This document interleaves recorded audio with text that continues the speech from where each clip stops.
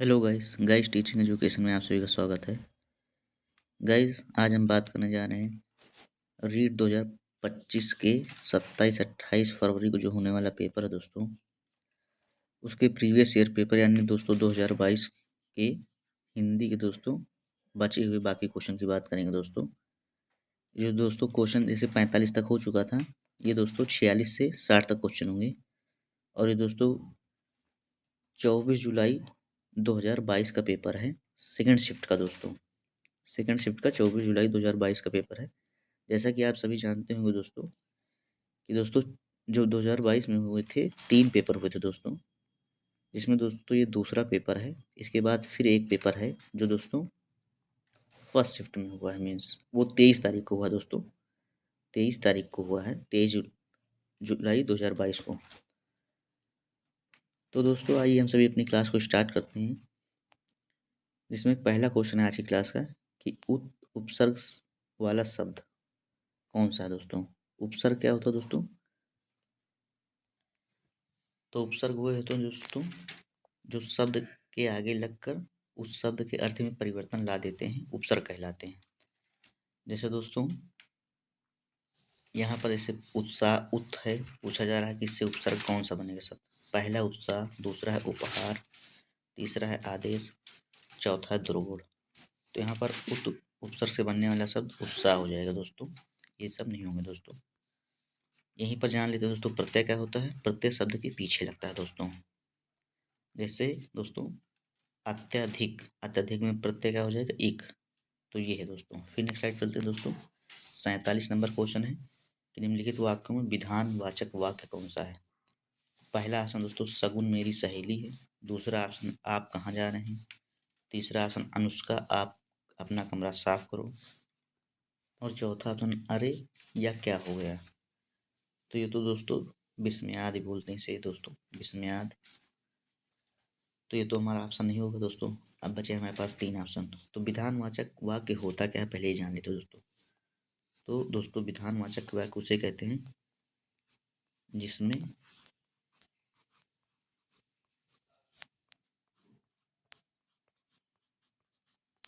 किसी कार्य के होने का बोध हो दोस्तों, किसी कार्य के होने का बोध हो, जिसमें किसी कार्य के होने का बोध हो तो विधानवाचक वाक्य कहलाते हैं। जैसे राम खेलता है दोस्तों, ये विधानवाचक है। अब यहाँ पर जो हमारे 3 ऑप्शन बचे कि आप कहाँ जा रहे हैं, तो दोस्तों इसमें कोई विशेष कार्य नहीं है। अनुष्का अपना कमरा साफ करो। अब जैसे दोस्तों अपना कमरा साफ करो, यहाँ पर कार्य होने का बोध हो रहा है, लेकिन कार्य होने का जैसे अनुष्का अपना कमरा साफ करो, तो यहाँ पर दोस्तों ये ऑप्शन नहीं होगा कि अनुष्का अपना कमरा साफ करो। जैसे हमारा यहाँ पर आंसर हो जाएगा शगुन मेरी सहेली है। अब यहाँ पर इसकी एक और परिभाषा होती है दोस्तों विधानवाचक की, जिसमें किसी बात या किसी कार्य के होने का बोध हो।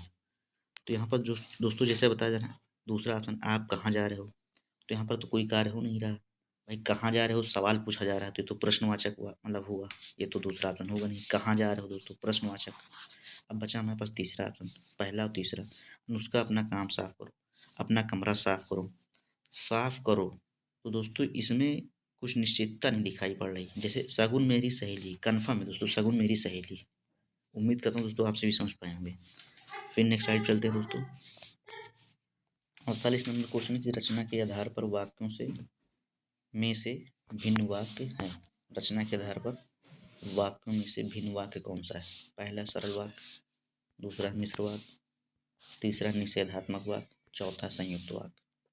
अब यहाँ पर दोस्तों जैसे रचना के आधार पर वाक्य, तो दोस्तों शब्दों के मेल से वाक्य बनते हैं। और वाक्य 2 प्रकार के होते हैं, अर्थ के आधार पर, रचना के आधार पर। अर्थ के आधार पर दोस्तों 8 प्रकार के दोस्तों वाक्य होते हैं, और रचना के आधार पर यहाँ पूछा जा रहा है तो रचना के आधार पर दोस्तों 3 प्रकार के वाक्य होते हैं। कौन कौन से दोस्तों? एक है दोस्तों सरल वाक्य, सरल। फिर दोस्तों दूसरा है क्या? मिश्रित वाक्य एक होता है, मिश्रित वाक्य। फिर एक होता है दोस्तों संयुक्त वाक्य। तो रचना के आधार पर 3 प्रकार के वाक्य होते हैं, सरल, मिश्रित, संयुक्त। तो यहाँ पर भिन्न वाक्य पूछा जा रहा है कि कौन सा भिन्न है। तो तो जैसे सरल मिश्रित संयुक्त हो गया तो सीधा दोस्तों तीसरा ऑप्शन नहीं है, तीसरा हो जाएगा। उम्मीद करता हूँ आप सभी समझ पा रहे होंगे दोस्तों। फिर नेक्स्ट स्लाइड चलते हैं दोस्तों। 49 नंबर क्वेश्चन है कि भूला दुख दर्द याद आना अर्थ को प्रकट करने वाला मुहावरा कौन सा है। भूला दुख दर्द याद आना अर्थ को प्रकट करने वाला मुहावरा है। पहला ऑप्शन है घाव हरा होना, दूसरा ऑप्शन है घड़ों पानी पड़ना, तीसरा ऑप्शन है घर फूंक कर तमाशा देखना, चौथा ऑप्शन है घास काटना। तो दोस्तों भूला दुख दर्द याद आना का मतलब भाई सीधा स्पष्ट हो रहा दोस्तों, आप सभी समझ पा रहे होंगे कि घाव हरा होना।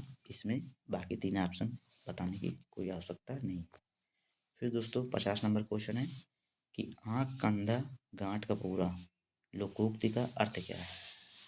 तो पहला ऑप्शन दोस्तों जानबूझकर विपत्ति मोल लेना, दूसरा ऑप्शन है पूर्णतः बंधन रहित, और तीसरा ऑप्शन सब और कष्ट ही कष्ट होना, चौथा ऑप्शन है बुद्धिहीन किंतु संपन्न। तो आँख कंधा गांठ का पूरा, तो यहाँ पर आँख कंधा गांठ का पूरा, तो पहला ऑप्शन है जानबूझकर विपत्ति मोल लेना, तो ये तो होगा नहीं दोस्तों। दूसरा ऑप्शन है पूर्णतः बंधन रहित, पूर्णता का मैंने बताया दोस्तों पूरा पूरी तरह से, और बंधन का मतलब दोस्तों क्या होता है, जैसे कंडीशन हो कोई बंधन रहित, जैसे भाई कि ये काम तुमको इतने समय करना है। तो रहित का मतलब क्या होता है, बंधन रहित, कोई बंधन नहीं है। तो यहाँ पर इसका कोई मेल नहीं है, कोई मतलब नहीं दोस्तों। आँख कंधा गांठ का पूरा, सब और कष्ट ही कष्ट होना, ये भी नहीं है दोस्तों। यहाँ पर हमारा चौथा ऑप्शन हो जाएगा दोस्तों बुद्धिहीन तो है किंतु संपन्न है, मतलब बुद्धि नहीं है लेकिन धनवान है दोस्तों, यहाँ पर हो जाएगा, क्योंकि आँख आँख का अंधा है लेकिन गांठ का पूरा, तो चौथा ऑप्शन हो जाएगा हमारा। फिर नेक्स्ट स्लाइड चलते हैं दोस्तों। 51 नंबर क्वेश्चन है कि मातरेतर भाषाओं के शिक्षण की प्राचीन विधियों में से भिन्न विधि है। दोस्तों यहाँ पर आप सभी नोटिस कर पा रहे होंगे कि यहाँ पर ज़्यादातर क्वेश्चन में भिन्न पूछ रहा। भिन्न का मतलब होता है दोस्तों अलग,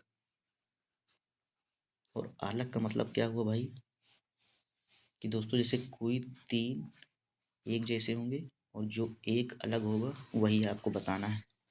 तो यहाँ पर कोई तीन पहले ढूंढी या कोई अलग वाला ढूंढ लीजिए। मातरेतर भाषाओं के शिक्षण की प्राचीन विधियों में से भिन्न कौन सा है।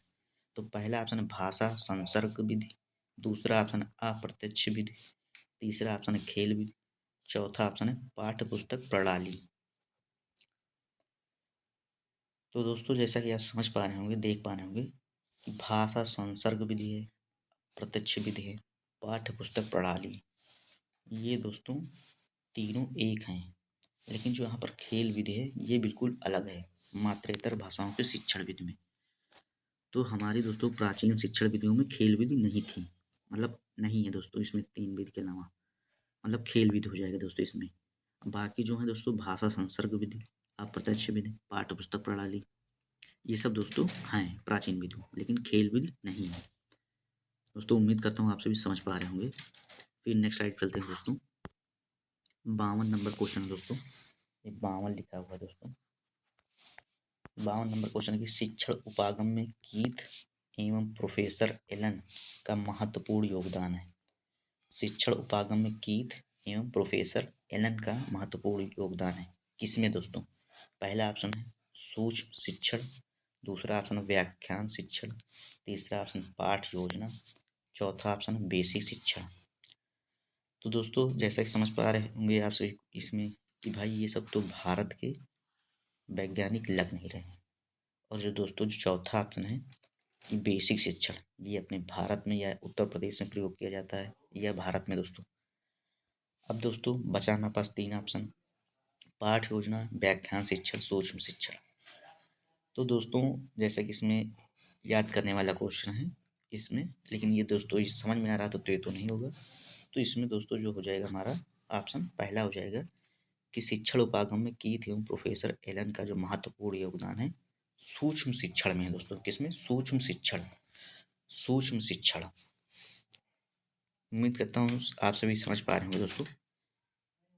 अगर आप सभी दोस्तों ये भी जान लीजिए कि सूक्ष्म शिक्षण है क्या दोस्तों। तो दोस्तों सूक्ष्म शिक्षण का मतलब होता है जैसे कि मान लीजिए जैसे पूरा एक पाठ हो दोस्तों, उसका केवल मेन टॉप मतलब अर्थ बता दिया जाए, सूक्ष्म शिक्षण। तो ये हुआ दोस्तों सूक्ष्म शिक्षण। और व्याख्यान पूरा हुआ दोस्तों, और व्याख्यान शिक्षक द्वारा प्रयोग किया जाता है दोस्तों। किसके द्वारा? शिक्षक द्वारा। व्याख्यानविद का प्रयोग शिक्षक द्वारा प्रयोग किया जाता है, जो कि एनसीईआरटी ने बहुत नेगेटिव माना दोस्तों। पाठ योजना तो जानते हो दोस्तों, जो लेसन प्लान होता है या जो आपकी अनुक्रमिका होती है, तो ये पाठ योजना। फिर नेक्स्ट स्लाइड चलते हैं दोस्तों। 53 नंबर क्वेश्चन है कि इस काल में मानसिक विकास तेज गति से होता है। कल्पना, चिंतन, तर्क शक्तियाँ बढ़ती हैं और अमूर्त चिंतन करने लगते हैं। वाक्य बालक के किस काल के लिए कहा है? तो दोस्तों जैसे यहाँ पर अमूर्त चिंतन की बात की जा रही है, तो अमूर्त चिंतन का मतलब क्या होता है दोस्तों? कल्पना करना, जो मूर्त रूप से ना दिखाई दे, जो प्रत्यक्ष रूप से ना दिखाई दे, उसके बारे में हम सोच पाएँ। अब जैसे दोस्तों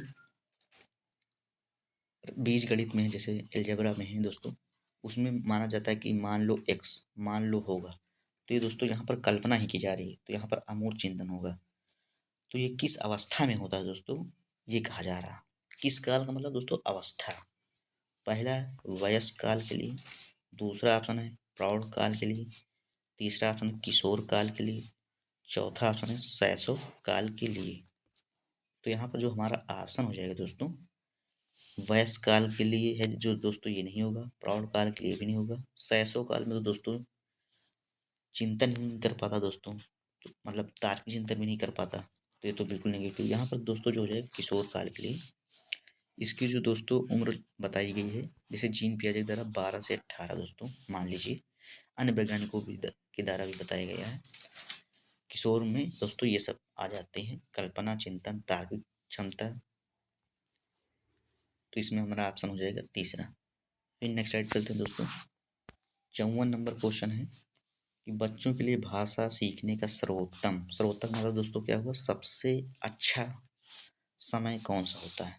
पहला ऑप्शन है 6 से 9 वर्ष आयु वर्ग, दूसरा ऑप्शन है 12 से 15 वर्ष आयु वर्ग, तीसरा ऑप्शन है 18 से 21 वर्ष आयु वर्ग, चौथा ऑप्शन है दोस्तों 21 से 24 वर्ष आयु वर्ग। तो बच्चों के लिए भाषा सीखने का कौन सा सबसे सर्वोत्तम समय होता है? जैसे पहला ऑप्शन 6 से 9, दूसरा है 12 से 15, तीसरा 18 से 21 और चौथा है 21 से 24। तो यहाँ पर तो ये दो ऑप्शन नहीं होंगे दोस्तों। जैसे जो भाषा सीखने के मतलब जो क्या बताएगा दोस्तों, जैसे LSRW है या सुबोपल है दोस्तों, सुबोपल ट्रिक है दोस्तों, ट्रिक कहा मतलब है सुबोपल, सुनना, बोलना, पढ़ना, लिखना, या इंग्लिश में क्या कहते हैं? LSRW। तो यहाँ पर हिंदी वाला में देखना है सुबोपल, सुनना, बोलना, पढ़ना, लिखना, लिसन, स्पीक, फिर रीड पढ़ना, फिर राइट लिखना। तो यहाँ पर दोस्तों दो ऑप्शन हमारे कट गए भाई, क्योंकि सर्व भाषा सीखने में तो यहाँ पर तो दोस्तों काफ़ी एज हो जाती है। यहाँ पर 18 से 21 और 21 से 24, 12 से 15 वर्ष भी काफ़ी हो जाती है दोस्तों। जो सबसे अच्छा काल माना गया है दोस्तों वैज्ञानिकों द्वारा, ज़्यादातर ये माना गया है कि भैया बालक जब मध्य बाल्यावस्था या पूर्व बाल्यावस्था में होगा तो सबसे ज़्यादा सीखेगा भाषा। तो इसमें हमारा ऑप्शन हो जाएगा पहला। फिर नेक्स्ट स्लाइड चलते हैं दोस्तों। उम्मीद करता हूँ आप सभी समझ पा रहे होंगे दोस्तों। वीडियो को लाइक कर लीजिएगा और चैनल को सब्सक्राइब कर दीजिएगा और नोटिफिकेशन ऑन कर लीजिएगा। हम सभी मतलब मिलकर रीड की अच्छे से प्रिपरेशन करेंगे, और जो दोस्तों जितने प्रीवियस ईयर हुए हैं उनके सारे क्वेश्चन को सॉल्व कर लेंगे, तो पैटर्न पता चल जाएगा। और अन्य भी जो आप थ्योरेटिकल है वो भी तैयार करते रहिए, तो काफ़ी मजबूती हो जाएगी दोस्तों। जब दो तरफ से ताकत मिलेगी, इधर प्रीवियस ईयर क्वेश्चन भी लग रहे हैं, उधर आप थ्योरी भी तैयार करते रहिए, तो पेपर होगा कैसे नहीं क्लियर, निश्चित होगा दोस्तों। जैसे इसमें दोस्तों 55 नंबर क्वेश्चन है कि हिंदी शिक्षण में मूल ध्वनियों की संख्या अधिक होना उच्चारण में किस स्तर के छात्रों के लिए सबसे बड़ी चुनौती है? हिंदी शिक्षण में मूल ध्वनियों की संख्या अधिक होना उच्चारण में किस स्तर के छात्रों के लिए सबसे बड़ी चुनौती है? स्तर, काल, अवस्था वही है दोस्तों। तो इसमें पहला ऑप्शन है किशोर स्तर, दूसरा ऑप्शन है युवा स्तर, तीसरा ऑप्शन है शिशु स्तर, चौथा ऑप्शन है प्रौढ़ स्तर। तो दोस्तों जैसा कि आप सभी जानते हो किशोर अवस्था की उम्र जैसे 12 से 18 है, तो यहाँ पर दोस्तों तो कोई प्रॉब्लम नहीं होती। युवा ये भी नहीं दोस्तों, पहला दूसरा ऑप्शन तो एक ही है। और प्रौढ़ का तो कोई मतलब नहीं दोस्तों, तो आगे हो गया। अब यहाँ 3 ऑप्शन एक जैसे हैं, तो बचा कौन सा हमारा? तीसरा हो जाएगा दोस्तों शिशु स्तर। यहाँ पर सबसे कठिन होता है दोस्तों हिंदी शिक्षण मूल ध्वनियों की संख्या का अधिक होना, चुनौती होता है दोस्तों यहाँ पर। फिर दोस्तों 56 नंबर क्वेश्चन है, काफ़ी बड़ा क्वेश्चन है दोस्तों, लेकिन आंसर बहुत अच्छा होगा, उत्तर बहुत अच्छा मिलेगा। आप लोग ध्यान से देखिए। आदर्श पठन विषय सामग्री पर प्रश्न पूछना, आदर्श पठन कॉमा विषय सामग्री पर प्रश्न पूछना कॉमा विविध प्रतियोगिताओं का आयोजन, कहानी, नाटक, बाल कार्यक्रम सुनाना, बच्चों के बैठने का आसन ठीक करना इत्यादि गतिविधियां श्रवण कौशल विकास में किस स्तर के बालकों के लिए है। तो दोस्तों मैंने जैसे बताया कि कौशल 4 प्रकार के हैं दोस्तों। सुबोपल, फिर से मैं लिख दे रहा हूँ दोस्तों यहाँ पर स्पष्ट रूप से। सुबोपल सुनना, बोलना, पढ़ना, लिखना, 4 प्रकार के कौशल हैं। तो अब यहाँ पर सुनने वाली बात आई है, श्रवण कौशल। तो क्वेश्चन एक बार और हम सभी पढ़ लेते हैं। आदर्श पठन कॉमा विशेष सामग्री पर प्रश्न पूछना कॉमा विविध प्रतियोगिताओं का आयोजन। प्रतियोगिता का मतलब समझते होंगे आप सभी, जैसे कंपटीशन, जैसे आप सभी दोस्तों, जैसे रीट का पेपर है आप सभी का, जैसे दोस्तों हम नेट का पेपर देते हैं, यूजीसी नेट का। तो दोस्तों ये एक प्रकार का प्रतियोगिता ही होता है। तो आयोजन है, कहानी है, फिर नाटक, बाल कार्यक्रम सुनाना, बच्चों के बैठने का आसन ठीक करना इत्यादि गतिविधियां श्रवण कौशल विकास में किस स्तर के बालकों के लिए। तो पहला ऑप्शन दोस्तों सहसवा स्तर, दूसरा ऑप्शन है उच्च प्राथमिक स्तर, उच्च प्राथमिक मतलब दोस्तों 6 से 8, तीसरा ऑप्शन दोस्तों प्रौढ़ शिक्षण स्तर, और चौथा ऑप्शन है महाविद्यालय, महाविद्यालय शिक्षण स्तर।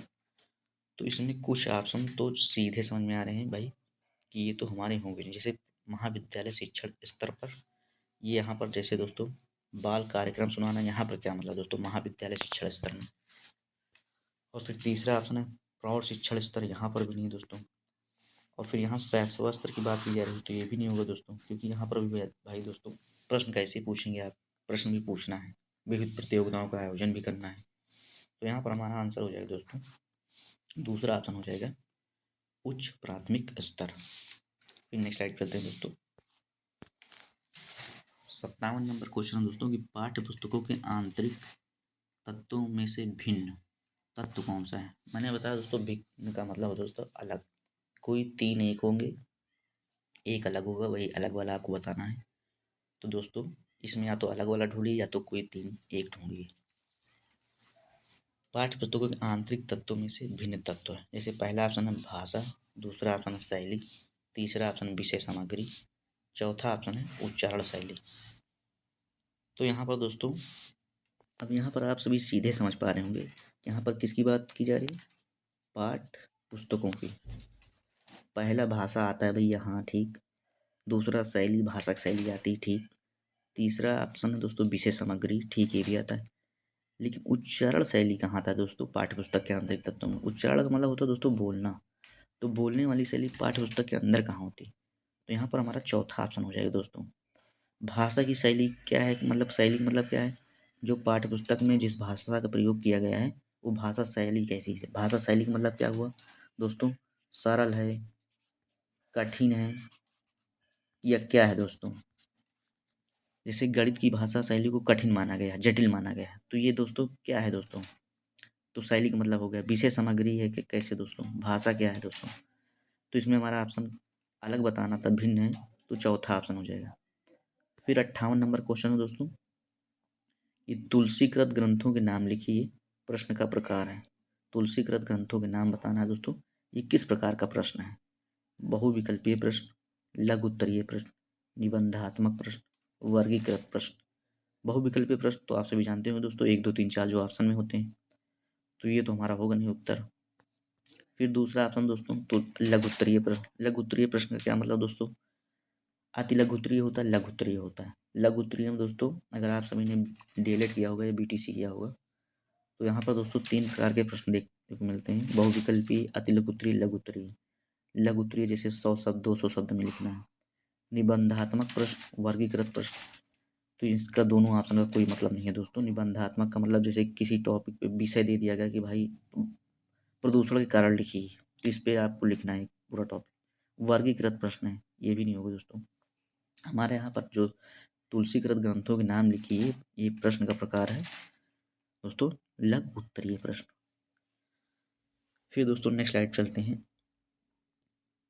59 नंबर क्वेश्चन है, निम्नलिखित शब्दों में प्रश्न पत्र की असंगत विशेषता वाला गुण है। संगत का मतलब एक समान, असंगत का मतलब असमानता या जो मैच ना करे, या भिन्न यहाँ भी बोल सकते हैं दोस्तों, भिन्न वही बात हुई। तो पहला ऑप्शन विश्वसनीयता, दूसरा ऑप्शन वैधता, तीसरा ऑप्शन है अतिव्यापकता, चौथा ऑप्शन व्यवहारिकता। तो जैसा कि मैंने दोस्तों बताया कि असंगत है, भिन्न है, कि मतलब कोई तीन एक जैसे होंगे, कोई एक अलग होगा। तो असंगत का मतलब वही बताना है जो एक अलग है, बाकी कोई तीन एक जैसे होंगे। अब यहाँ पर शब्द में प्रश्न पत्र की असंगत विशेषता वाला गुण बताना है। विश्वसनीयता का मतलब क्या होता है दोस्तों, वैधता का मतलब क्या होता है, अतिव्यापकता का मतलब क्या होता है, व्यवहारिकता का क्या मतलब होता है। यहाँ पर सबसे पहले जान लीजिए दोस्तों, हमारा ऑप्शन तीसरा हो जाएगा अतिव्यापकता। अब हमारे पास ये तीन ऑप्शन बचे, तो इनका क्या मतलब है, ये असंगत। जैसे वैधता है, वैधता का क्या मतलब होता है दोस्तों, वैधता का मतलब हुआ जो प्रश्न पत्र बना है उसमें जिस उद्देश्य के लिए बना है, मान लीजिए शैक्षिक क्षेत्र में है, तो वो प्रश्न पत्र उन उद्देश्यों की पूर्ति कर रहा है कि नहीं, उन प्रश्नों में शैक्षिक शिक्षण की बात की जा रही है कि नहीं। अगर नहीं की जा रही तो वो वैधता नहीं होगी, अगर की जा रही तो ये वैधता होगी। विश्वसनीयता का मतलब क्या होगा दोस्तों, ऐसा प्रश्न पत्र या ऐसा उत्तर जो हर जगह मान्य हो, तो वो विश्वसनीय हो जाएगी। विश्वसनीयता का मतलब जैसे गणित की भाषा जो होती है दोस्तों, ये विश्वसनीयता में आती है। कैसे दोस्तों, भाई गणित की भाषा जो होती है a+b का मान लीजिए होल स्क्वायर है, इसको आप विदेश चले जाएंगे, किसी दूसरे देश में चले जाएंगे, सब जगह दोस्तों a+b का होल स्क्वायर ही बोला जाता है, या होल ट्वाइस बोल दिया जाएगा। और जो इसका वो होगा दोस्तों a² + b² + 2ab यही होगा दोस्तों, ये किसी भी देश में बदलाव नहीं देखने को मिलेगा। तो ये है विश्वसनीयता। व्यवहारिकता, व्यवहारिकता हुई दोस्तों जैसे जैसे कोई प्रश्न पत्र है सामाजिक क्षेत्र से जुड़ा हुआ है, या मतलब सामाजिक नैतिकता उसमें दिखाई जा रही है कि नहीं, तो ये व्यवहारिकता हो जाएगी। तो यहाँ पर दोस्तों अतिव्यापकता नहीं होगा दोस्तों। अतिव्यापकता का मतलब क्या हुआ, एक होता है व्यापक, व्यापक का मतलब क्या होता है बड़ा, और अतिव्यापक का मतलब और बहुत बड़ा दोस्तों। तो यहाँ पर दोस्तों ये हमारा उत्तर नहीं होगा। और दोस्तों एक अच्छे प्रश्न पत्र की ये तीनों विशेषताएं होती है, वैधता, अतिव्यापक, विश्वसनीयता, और दोस्तों व्यवहारिकता। वैधता, विश्वसनीयता, व्यवहारिकता। और जो यहाँ पर असंगत बताना था नहीं था, तो तीसरा ऑप्शन हमारा हो जाएगा अतिव्यापकता। नेक्स्ट स्लाइड चलते हैं दोस्तों। दोस्तों वीडियो को लाइक और चैनल को सब्सक्राइब कर लीजिएगा, और जो आपके फ्रेंड्स हों उनको शेयर कर दीजिएगा, ज़्यादा से ज़्यादा शेयर कर दीजिएगा दोस्तों, जिससे ज़्यादा से ज़्यादा लोग देख सकें और मुझे भी दोस्तों मोटिवेट मिले, जिससे कि मैं दोस्तों इन प्रश्नों के उत्तर और अच्छे से एक्सप्लेन करके दूं। क्योंकि दोस्तों मैं ऐसे प्रश्न के उत्तर नहीं देता हूं, पहले मैं इन प्रश्नों को पढ़ता हूं, और जहां पर उत्तर में कन्फ्यूजन होता है तो उन्हें देखता हूं कि इसका उत्तर आयोग ने क्या माना है।